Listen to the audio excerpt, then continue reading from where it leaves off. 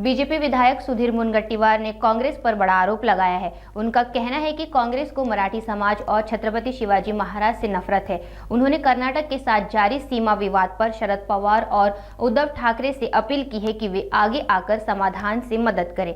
मुनगंटीवार का दावा है कि 1956 में पीड़ित नेहरू की नीतियों ने इस विवाद को जन्म दिया। अब कर्नाटक में कांग्रेस की सरकार होने के चलते वे उम्मीद कर रहे हैं कि पार्टी राजनीतिक से ऊपर उठकर इस मामले का हल निकालेगी। पवार साहेब, उद्धव साहेब यांना विनंती करणार आहोत की तुम्ही कर्नाटकच्या मुख्यमंत्र्यांशी भेट घेऊन आम्हीही येतो आणि भेट घेऊन हा प्रश्न सोडवण्यासाठी त्यांनी महाराष्ट्रावरच्या ज्या गावांवर त्यांनी हक्क दाखवलाय तो हक्क त्यांनी सोडावा।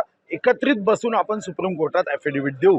आता शरद पवार साहेबांची आणि उद्धव साहेबांची भूमिका समजून घेतल्यावर मग यावर कर्नाटक सीमावाद हा जो 1956 मध्ये पंडित नेहरूंच्या चुकीमुळे झाला तो सीमावाद आपल्याला सोडवणं सोपी होईल।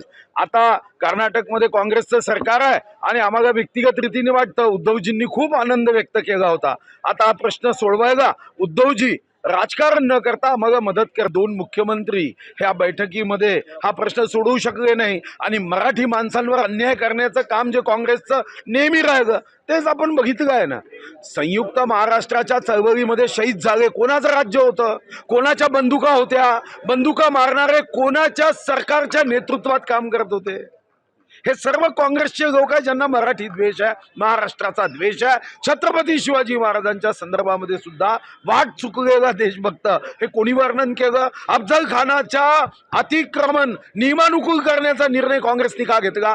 हा 5 मे 2008 ला निर्णय घेतला नियमानुकूल करण्याचा। अरे महाराष्ट्रात राहतात काही मनाची वाटत नाही, अफजल खानाचं अतिक्रमण नियमानुकूल करता। मला वाटतं की हे मताचे लाचार हे फक्त राजकारण करतात, बाकी विकासकारण समाजकारण देशाला प्रगती विकासाच्या मार्गावर पुढे नेण्याचं काम यांच्या हातून कधीच होत नाही।